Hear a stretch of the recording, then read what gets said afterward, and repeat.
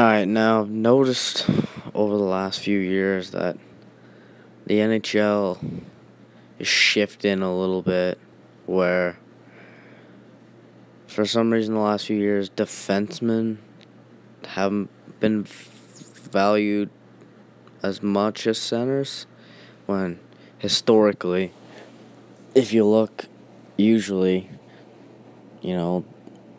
your Doughties or your Duncan Keiths or your Chara or Letang and all those guys, you gotta have a fucking horse back there.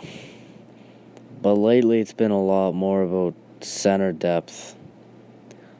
And, with the Penguins, because Letang got hurt that second year, and just deep centers, and Washington this year with, Backstrom, Kuznetsov, and Eller, and Beagle, and I think the Leafs are adjusting to that too you've got a 40-goal scorer on the first line, or on one line, a top 5 player on the other line, and a 30-goal scorer every year on the other line. And Mike Babcock balances his ice time for his players. He doesn't give guys that much more ice time than other ones. Last season he had the Matthews line, and then he had the Kadri line, and then he had James Van Riemsdyk on the third line, so they're all getting a lot of minutes, and it's going to continue that way with Tavares, Kadri, and Matthews. But if I'm the Leafs,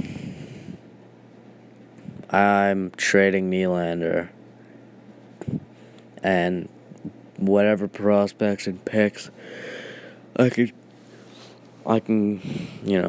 however many they want to offer, and I'm trying to trade for a Carlson or just a defenseman, because Carlson is out there. So you don't think maybe the Senators, if you offer Nylander, 2 first-round picks, and Lindgren, I think they say yes to that. And, I understand that they have to re-sign all these guys, but, would trading Marleau be that hard? Because he's got a big contract. So, I think they can get it done. They've obviously got a lot of money. They've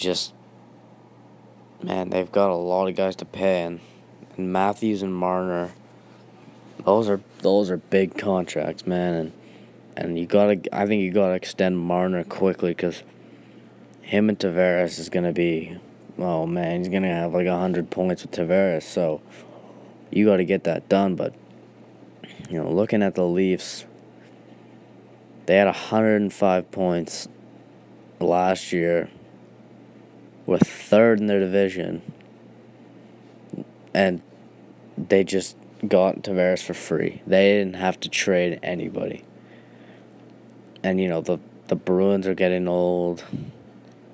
Tampa's always going to be good, so I think the Leafs finish 2nd in their division. But holy fuck, man, they're going to be scoring a lot of fucking goals. For other teams, this is just a fucking matchup nightmare. Kadri last year was playing against teams' top lines, and he scored 30 goals. You think that him playing against teams, I don't even know, because the top lines are going to have to play on the road. They're going to want the top line on either Matthews or Tavares, and then you've still got one of those two plus a 30-goal fucking scorer on the other line. Holy shit, man. And what the Leafs can do also is they can balance that lineup where you got Matthews and Nylander, if they keep Nylander, and then Tavares and Marner, and then keep Marleau and Kadri, put them on the third line. I think Marleau had 27 goals, too. Holy fuck, this is going to be an unstoppable team. The NHL is shifting, and the Leafs are going with it, and I think, they're definitely going to make a deep run sometime soon.